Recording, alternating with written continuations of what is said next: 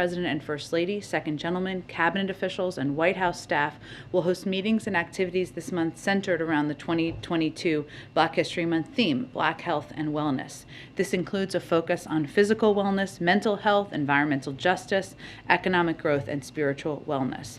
White House senior staff will also host important stakeholder discussions on diversity in media, veteran wellness, and increased support for HBCU students. Last but certainly not least, we will celebrate and acknowledge the invaluable role Black faith leaders have played in communities across the nation, particularly during the COVID-19 pandemic. This is, of course, just a brief overview.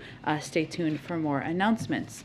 Zeke, with that, why don't you kick us off? Thanks, Jen. The announcement this morning that the President authorized the deployment of 3,000 troops to Europe. The President previewed that announcement last week and then ordered it today. Is there some new piece of information or intelligence that he saw in the last few days that sort of went from being a notional thing to something that to an actual deployment? I would not read this as a decision made based on any events over the last 48 hours or couple of days. We've been in discussion and under discussion with our partners and allies in the region where these troops are going for several weeks now. And I would just outline for you, I know some of you may have watched John Kirby's briefing, but just to give some more specifics, 1,000 service members from the U.S. Army's 2nd Cavalry Regiment, which is based in Germany, will reposition to Romania in the coming days. Secretary Austin had discussed this possibility and this deployment to Romania last week in his conversation with the Romanian Defense Minister. Second, we are moving 1,700 service members from Fort Bragg to Poland and approximately 300 service members from Fort Bragg to Germany. Both of these moves are to supplement existing U.S. force presence in Poland and Germany. These forces are separate and in addition to the 8,500 personnel in the United States on heightened alert position posture that we announced last week. But I would also note, Zeke, just to finish answering your question, that the President has been clear since the beginning of the escalation and the building of troops at the border, and been directly clear with President Putin, as he was in early December. If Russia stays on an escalatory path, which they clearly have, we will make force posture adjustments to deter and defend against any aggression. This is not troops that will go into Ukraine. They're not fighting in Ukraine. This is us, this is the United States, abiding by our commitments under Article 5 to support, reassure our partners in the region. What is the milestone the President's looking for those troops to come back home? What is if Russia de-escalates, those troops would go back to their bases? Is that? Well, I think as you touched on, it's not permanent. They're not intended to be permanent. And again, we already had troop presence in all of these countries where we are doing an increase in troops. So I can't give you an evaluation. Obviously, if Russia decides to de-escalate, to take de-escalatory steps, then certainly that would impact what the force posture needs are in other parts of the region. Senator Hawley was at the statement today saying that the President should sort of take NATO membership off the table for Ukraine, and that wasn't in U.S. interest to do that. Do you think that sort of rhetoric or sort of position by a U.S. senator right now is helpful in this showdown between the West and Russia? Well, if you are just digesting Russian misinformation and parroting Russian talking points, you are not aligned with long-standing bipartisan American values, which is to stand up for the sovereignty of countries like Ukraine but others, their right to choose their own alliances, and also to stand against, very clearly, the efforts or attempts or potential attempts by any country to invade and take territory of another country. That applies to Senator Hawley, but it also applies to others who may be parroting the talking points of Russian propagandist leaders. On a different topic, there's been a lot of reporting the last couple of days about how the U.S. is setting it on a per capita basis with peer developed countries. The death rate in the United States is far outpacing what's being seen abroad, largely as a result of the lower vaccination and boosting rates here, as well as some other comorbidities and the like. But does the President feel that he bears responsibility that, a year into office, with this new wave, that the U.S. wasn't better prepared and that more people are dying here on a per capita basis than are in Europe, for instance? Well, the buck always stops with the president, and he would say that. But I would also tell you, Zeke, that the steps that we have taken to make progress, to prepare in the United States, far outweigh what almost any other country in the world has done to date. That includes ensuring that 87% of the population has had at least one dose, continuing to increase the number of people who are boosted, ensuring we are taking steps to keep our schools open, to make sure communities that have surges have federal resources they need. So, of course, we are still at war with a virus. That is continuing, and that is the president's top priority. He has said that before. But I would also note all the steps that we have taken to ensure we are prepared as we have ups and downs in this pandemic. And sorry, one last one. Yesterday you mentioned that it's the policy of the administration not to no longer comment on conversations with Joe Manchin about... I didn't say Joe Manchin. I said, you're often asked me about Joe Manchin. So I think that was the context of the question, which is absolutely fine. But it is our policy to not give specifics or to try not to give specifics of private conversations the president is having with members of the Senate, members of Congress. There are times, I know yesterday, of course, we had Senator Grassley and Senator Durbin here, and we did a pool spray of that. So you may say that's contradictory, but our effort and our focus is on making progress, and sometimes that means keeping those conversations private. Oftentimes it does. So I'm just curious, this is a shift from where you were a few months ago. Is that only because the Build Back Better bill failed? Is that why this policy has changed? I think it's a recognition that a lot more progress can be made when you're having private discussions, and that the president's focus in terms of what we're publicly communicating, how he's speaking to the American people, needs to be on what he's doing to make their lives better, not constant updates on the legislative process. Go ahead. Thank you, Jen. On the troops that were deployed today, you've said that they aren't going to be fighting. They'll be there to offer support. Can you offer any details about exactly what they will be doing there? And also about the distribution to these specific countries, why these 3 places and why the 2,000 versus 1,000? Sure. Well, to be clear, they're not going to Ukraine to fight, right? So I know that's what you were asking, but just for clarity for the transcript purposes. Our effort and our objective here has been to ensure we are ready for every contingency. And force posture increases as part of that preparedness. It's to reassure our allies, to whom, as I've said, we have a sacred obligation. This force, or these forces who have gone, are trained and equipped for a variety of missions to deter aggression and to reassure and defend our allies. In terms of why the specific numbers, I'd really point you to the Department of Defense, who makes the recommendations and ultimately, proposes for the president's sign-off. I would note that a number of our NATO allies have recently announced troop movements as well, similar to what was announced this morning. So, including the United Kingdom, France, Spain, Denmark, and the Netherlands, of their intent to deploy additional forces to reinforce NATO's eastern flank as well. So, this is a reflection of our robust capabilities and our ability to distribute them across Europe, but it's also consistent with what a lot of our NATO partners are doing. John Kirby said that the Pentagon has not ruled out deploying additional troops. Under what conditions would that happen? These, again, these decisions were based on close consultations with our partners in the region, the countries where these troops have been deployed to, of course, and also the escalatory actions by Russia. But, obviously the president is meeting with his national security team on nearly a daily basis, and we'll make evaluations as needed. And then changing topics, Senator Lujan has been hospitalized after suffering a stroke. In addition to offering well wishes, of course, some of his Democratic colleagues have said this is a reminder that in such a close Senate, any unexpected development could be a challenge to moving forward their agenda. So has the president spoken with Senator Lujan, and does he share similar concerns? Not at this point. Let me just reiterate, I know you referenced them, but that we have all been thinking of Senator Lujan and his family. I know his team put out an update on his recovery last night, and he's 49 years old, so I would also note that, but I would point you to them for any specifics on his status. Of course, we're thinking about him, his family, his entire team at this point in time. I'm not sure what you were referring to in terms of concerns about... For example, Senator Coons brought up yesterday that this could be a challenge for moving forward, since that 50-50 split is so critical. So, is that something that the president has also considered? Well, life is precious, as we know. You're most familiar with the average age of senators in the Senate, but that is true on both sides of the aisle. So I would just say we spend most of our time engaging in good faith about the president's agenda and not making those calculations. And then just one more on the Supreme Court.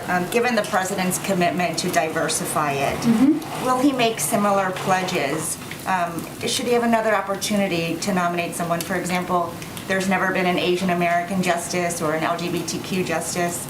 So will he make a similar pledge? Well, I would say that about judges or just in general, I would say that if you look at the president's record of judges, circuit court judges, lower court judges, it speaks for itself. He has had a enormous number of judges he has nominated who are people of color, who are women. He has nominated and confirmed an extraordinarily diverse bench of qualified individuals to serve on the courts. And that is certainly a priority for him. I don't have any new pledges to announce for you, but I think I would point you to his record, which speaks to his commitment to ensuring the court is more diverse, lower courts are more diverse, the higher courts are more diverse, and that is something he certainly will continue to look at as a priority. Thanks, Jen. Go ahead. Thank you. Oh, sorry, I'll come back to you. Go ahead. I was just going to ask another follow-up on the troop movements. Yeah. Is President Biden concerned that Putin might use them as a pretext to act against Ukraine? Well, I think what's important to be very clear about here is that there is one aggressor here. That aggressor is Russia. They are the ones who have gathered tens of thousands of troops on the border. They are the ones who are threatening to invade a sovereign country. NATO is a defensive alliance. The steps and actions we are taking are to provide reassurance and readiness to our partners in the region. If President Putin and the Russians decide to de-escalate, that would be a welcome step. On the energy issue, Qatar has said it will divert cargoes if needed, but needs the U.S. to help mediate changes in supply contracts. Who is the U.S. talking to about diverting supplies, and are any countries willing to forgo their Qatari supplies to help Europe? I certainly understand the question. I would just note that we're talking to a range of countries and suppliers, not any one individual country. Obviously, Qatar is a large supplier of oil in the world, so that is certainly a statement of fact. But I don't have anything about our private conversations to read out from here. And just a quick final one: does Biden plan to watch the Olympics? U.S. athletes competing. I think it starts Friday. Yes, absolutely. We all do. I'm not going to rule out an Olympics outfit here. I would encourage all of you to do the same. Yes, we are looking forward to it and to cheering on our American athletes who will be competing. Go ahead. Just one more on the troop movements. Can you explain a bit more why the president decided to move unilaterally before NATO approved a multilateral deployment? I mean, you've talked often in here about how fiercely united the U.S. is with our NATO allies. Is there a concern that this undercuts that sense of unity? Absolutely not. And this is an important question because a lot of our NATO partners have taken a similar step. In fact, 5 other of our NATO allies have taken steps. The United Kingdom, France, Spain, Denmark, and the Netherlands have all said they have the intent to deploy additional forces to reinforce NATO's eastern flank. So these decisions can be made on a unilateral basis by the United States or any of our NATO partners to boost up support. And obviously the NATO alliance as a whole would decide if there was going to be a movement of the NATO alliance forces. So this is something that we have always had the capability to do, as all these other countries do as well. And it's an option in addition to what we've done to support and plus up our NATO partners, our NATO alliance. I think it's still not clear though then why. I mean, I know you've been addressing this here, but why now then? Given that you're saying there's no new evidence that's come to light necessarily, it's not that you have a sense that Putin is going to invade any more so than you thought a few days ago. That's true, but and I just noted that it wasn't an event because I think the way Zeke asked the question in the last day or two or over the weekend or something like that. This has been under discussion for some time now with our NATO partners and of course within the administration. It is also true that there's no question that Russia and President Putin has continued to take escalatory, not de-escalatory steps. So it is not that it is one moment. We are looking at events over the course of time. And at the risk of sounding like a broken record, on the Supreme Court search, has the president made any plans to meet in person with any of the nominees? Has he had any direct conversations with any of these potential candidates yet? We're just not going to provide updates from here on the process. Certainly meeting with the nominees will be, obviously with the nominee, but meeting with candidates will be a part of the process, but I don't expect we'd provide a play-by-play on that from here. Go ahead, Caitlin. Thanks, Jen. 2 weeks ago at his press conference, the president said, quote, "We're going to actually increase troop presence in Poland and Romania if, in fact, he moves," referring to President Putin. He has not moved yet to invade Ukraine, as far as we know. So can you explain in the last 2 weeks why that calculus has changed for President Biden? Well, I wouldn't say the calculus has changed as much as we look at a range of events over the course of time. And there's no question that if you look at President Putin's actions, they have been escalatory, not de-escalatory. But clearly, this has been a topic of discussion from among our national security team and also between our national security team and their counterparts for some time now. Is the president worried that Putin is going to try to invade a NATO ally? The president wants to, we're certainly hopeful he would not, but the president wants to take steps to reassure our countries in the region that are part of the NATO alliance. And, Russia as a country, President Putin is a leader who has invaded two sovereign countries in the last several years. He's somebody who's used chemical weapons. He's somebody who has pushed propaganda around the world. We're not predicting that he has made a decision. We don't know that, but we're also taking steps to be ready and to be prepared. Are removing these forces that are now being deployed, is that contingent on Putin removing his troops from Ukraine's border? Removing, these troops in Eastern Europe? 3,000 troops that the president is sending to NATO allies that he signed off on yesterday. Is that contingent on Putin de-escalating, not just de-escalating, but actually removing his troops from Ukraine? Well, if President Putin took de-escalatory steps, that certainly would impact our calculus. But I don't have anything to outline from here. That's obviously a decision and recommendations that would be made by the Department of Defense. Okay, one last question. Last week, I believe in here you said that the assessment still was that a Russian invasion is imminent. That's the word that you'd used before, that other officials have used, and you used it last week.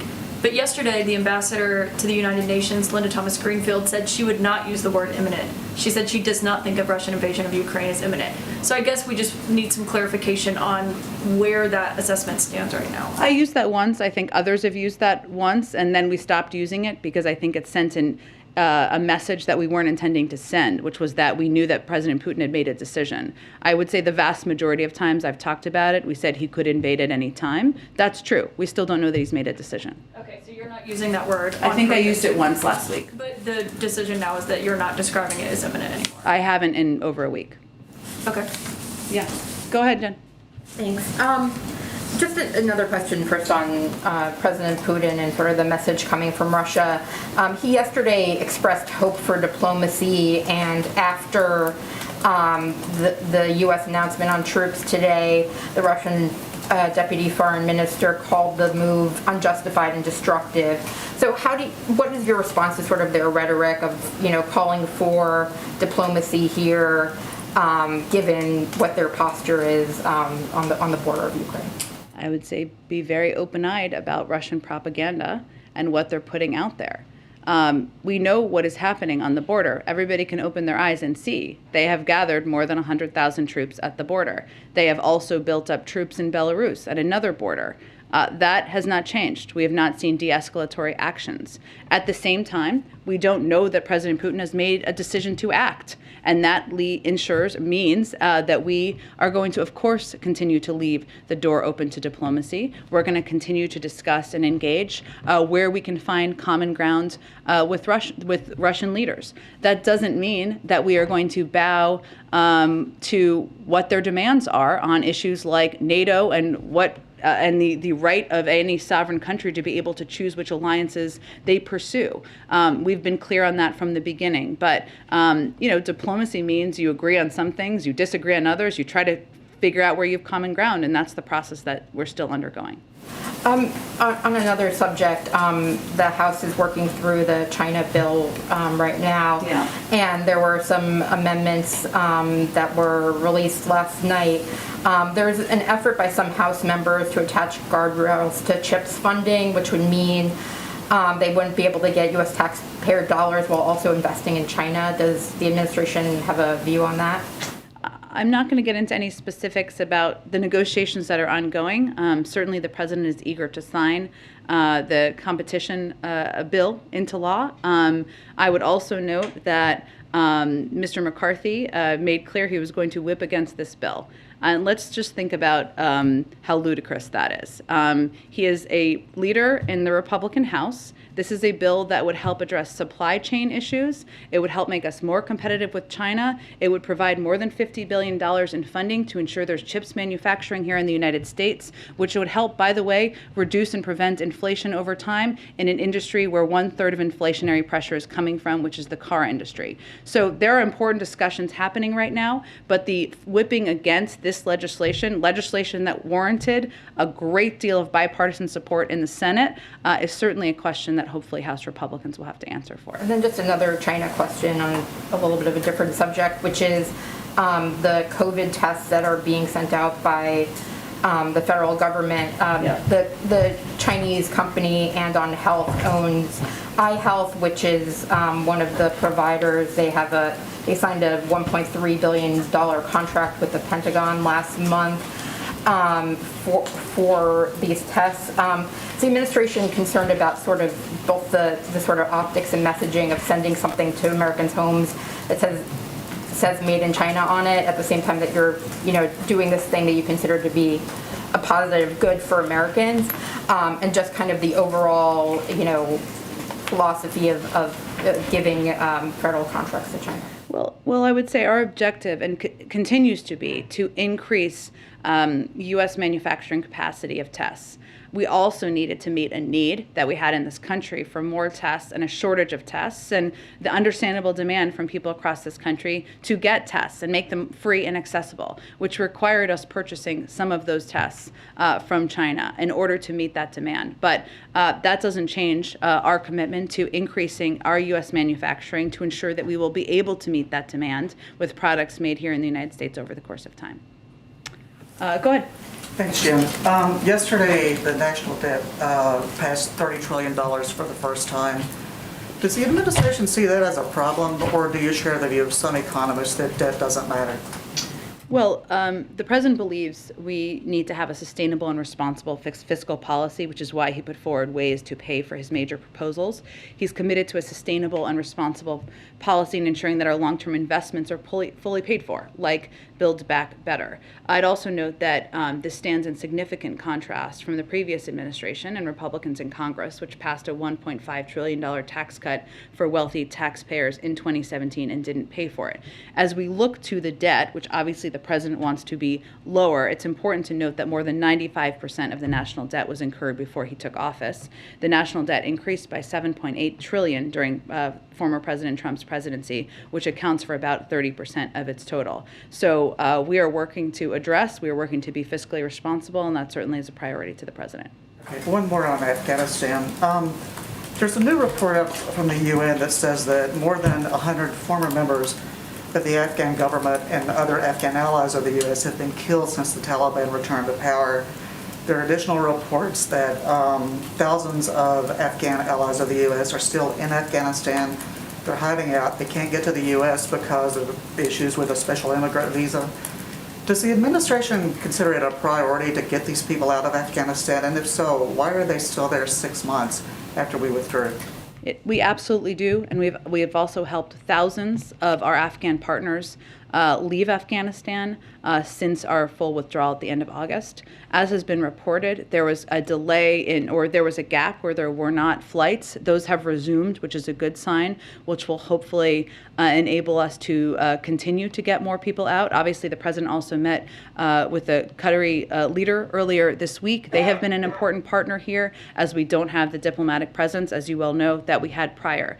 I would just note that from the beginning, we've been able to evacuate more than 120,000 people from Afghanistan. Some American citizens, many of them Afghan partners and allies, people who have fought alongside us during the 20-year war. And that is the largest evacuation since the Vietnam War. So I would say we are still committed to doing this. We are not naive about the challenges, nor are we naive about the conditions on the ground, which is why we are so focused on getting humanitarian assistance to the people in Afghanistan through trusted and reliable sources. But it is a good sign that the flights have resumed. Obviously, this was a topic of discussion with the Qataris earlier this week as well. Go ahead. Thanks, Jen. Just on schools, New Orleans became the first major district in the country to have a vaccine mandate for all students go into effect yesterday. We know how you guys feel about the need to getting vaccinated, but will the White House press other districts to follow in New Orleans' steps? We will always, we believe that it's up to school districts to make decisions about what steps they put in place, and we would certainly advise all of them to follow CDC guidance. On the mandate, there are a number of exemptions that parents can apply for. It's pretty easy to get an exemption. Does the White House think that sort of defeats the purpose of the mandate, or is that okay? Or We have exemptions that we implement in the federal government as well. Staying on education, yesterday also, before the president paused the student loan debt repayments, or I guess extended the pause in late 2021. It was supposed to resume yesterday. Is the Department of Education pushing forward any other steps to make sure that when those payments relaunch in May, borrowers will be able to make them, or will the president extend that pause again? Or is he still considering executive action to forgive student loan debt again? Sure. Well, I would note that no one has been required to pay a single dime of federal student loans since the president took office. As you noted, he extended that pause to May to give breathing room to borrowers who are still coping with the pandemic. He certainly also supports Congress for providing $10,000 in debt relief, a bill he would be happy to sign into law. I don't have any additional executive orders to predict at this point in time, but certainly in May, if this resumes, the Education Department will continue working to ensure a smooth transition to repayment. Go ahead. Thanks, Jen. Last week, President Biden and President Zelensky discussed a macroeconomic package of assistance for Ukraine. What's the status of those negotiations? What's the scope and scale of that package? And what's the holdup, given that the economic damage is happening in real time from the Russian threat, and the EU has already announced its own economic package? Yes, we have been discussing with the Ukrainians a package of economic assistance. That package and discussion has been underway, obviously with at the leader level, but also beyond. At this point in time, I think the discussion is with other counterparts from our government and theirs about next steps. I mean, this was not the first economic package that we are providing to the Ukrainians. We have provided a significant amount of assistance, not just security assistance, but humanitarian and other economic assistance over the course of time. So that would certainly build on that. But in terms of a next step, I can check and see if there's anything specific to update you on. Just to follow up on the troop levels, why did the president authorize the deployment specifically to Poland and Romania? Are they considered the most vulnerable of the eastern flank countries compared to, say, Hungary or the Baltics? And is it because the negotiations with the other countries haven't worked out, or is it because these are considered the most vulnerable members? Well, I think as my colleague John Kirby conveyed, we've left the door open to additional. I have nothing to predict on that front, but this announcement and deployment was based on consultations and conversations with these countries where we have sent these troops. I don't have any more details about behind-the-scenes conversation to lay out from here. Go ahead. Thanks, Jen. Senator Graham and Congressman Clyburn have been calling for educational diversity on the court, suggesting the president should choose someone who attended a public university rather than an Ivy League school, for example. As the graduate of a public university, Me too. Does the president? Who else here? Does the president public have schools? Any? I'm not saying about the president. Does he have any thoughts on that as a graduate of the public university? Will that factor into his consideration at all? Sure. I certainly understand the question. I've seen their comments. I would say the president's, and we certainly appreciate Senator Graham's thoughts and, of course, those of Mr. Clyburn. What the president's focus is on is choosing from a wealth of deeply qualified candidates who bring to bear the strongest records, credentials, and abilities that anyone could have for this role. As you know, he has nominated judges who have not gone to Ivy League schools, so I think that speaks to his value for that. But in terms of the credentials, I don't have any more specifics to lay out for you today. Related to that, though, also just wanted to ask about candidates who have already gone through a judicial confirmation process, either for the district court level or the appeals court level. Is that something the president's going to be taking into consideration, whether they've already made it through the Senate Judiciary Committee once before? The president's focus is, again, choosing from a wealth of highly qualified candidates who bring to bear strong records, credentials, and abilities to serve on the court in a lifetime appointment. That is his focus, and also doing that through consultation with Republican and Democratic members of the Senate and experts, not on navigating the legislative process. Shifting gears to one infrastructure question. A number of Florida Republicans have complained about the implementation of the new infrastructure law. Who? Well, certainly Governor DeSantis, Senator Rubio. What are their complaints? I haven't even seen them. Among the things they've complained about is they've suggested the state was shortchanged on bridge funding, that it should have gotten a bigger distribution. They've complained that the Everglades funding that was announced the other week should have been higher.